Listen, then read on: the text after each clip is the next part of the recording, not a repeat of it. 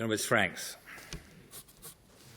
Thank you, Mr President. Under Standing Order 107, I seek leave to make a brief explanation before addressing a question to the Honourable Jing Li on the topic of the Foreign Influence Transparency Scheme Act 2018. If it's granted. Thank you, Mr President.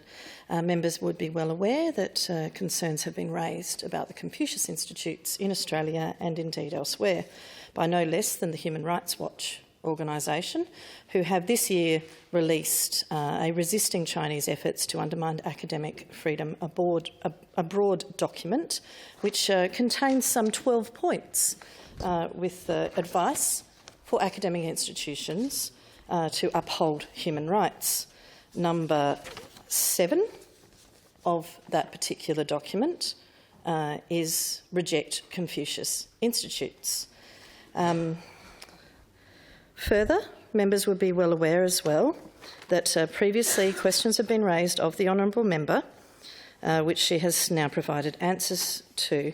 Those questions were in response to my concerns raised with why the Confucius Institute of Adelaide University had not, at first, complied with requests to release the contract between themselves and Hanban, the nature of the role of the honourable member as a parliamentary ambassador, and specifically why the Confucius Institutes, specifically in this case at Adelaide University, had not complied with the Attorney-General's Department's request and the Attorney-General, Dan Tehan's request to register on the Foreign Influence Registry.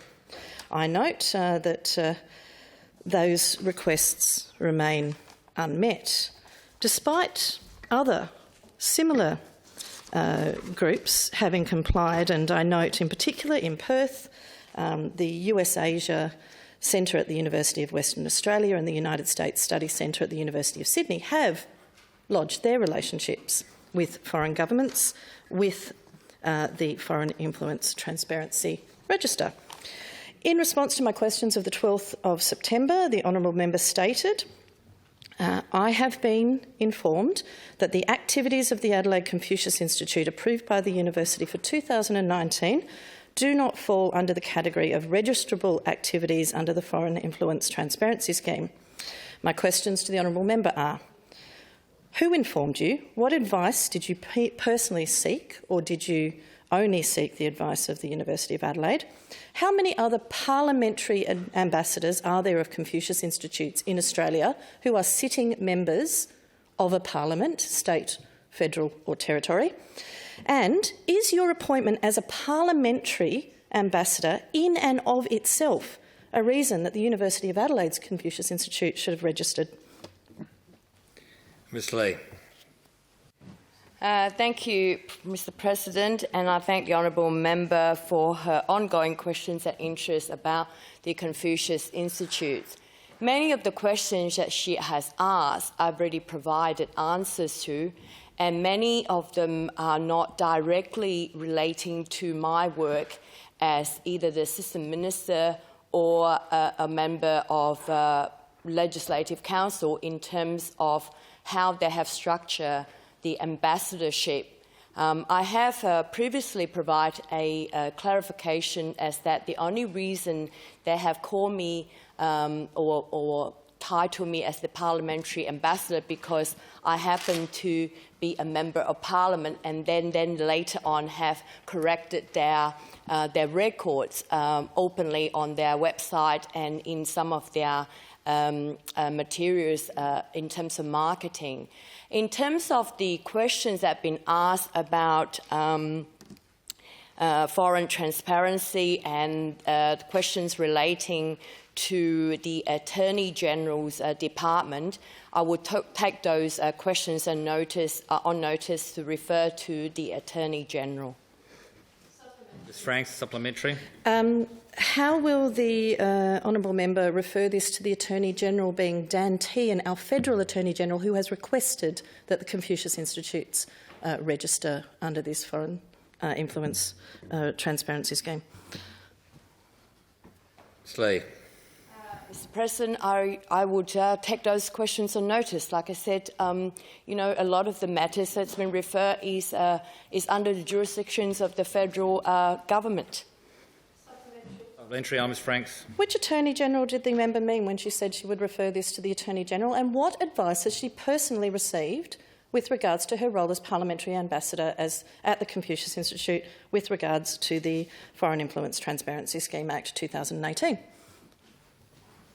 Those questions on notice, sir.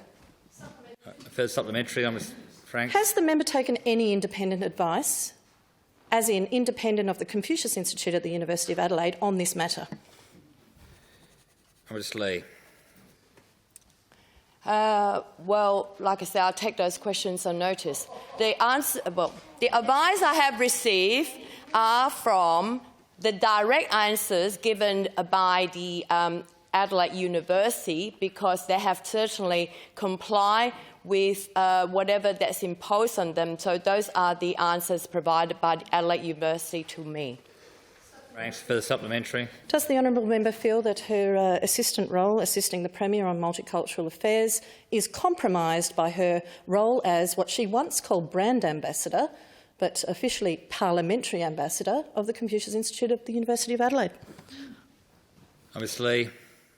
Mr. President, I do not believe that my role in any way has been compromised by being the ambassador of Confucius Institute. I have clarified that before, that the role of the ambassadorship was by a bipartisan and multi-partisan agreement back then, when we all are just promoting language studies within Confucius Institute. Is there any evidence, if the honourable member would like to point out, that the Confucius Institute based at Adelaide University have done any wrongdoing? If that has been proven, or there's evidence, prove it, show them. And instead of just calling me out just because, I believe in language studies and believe in the development of language and culture within South Australia. Thanks. Further supplementary. Did the honourable member meet with the Uyghur community this week, who were hosted by the Ambassador of the United States of America? No, I haven't. Ms Franks, that was pushing the envelope, that last one. Further supplementary. Thank you, Mr. President. While It needs I'm to on be my arising feet, out of the original answer.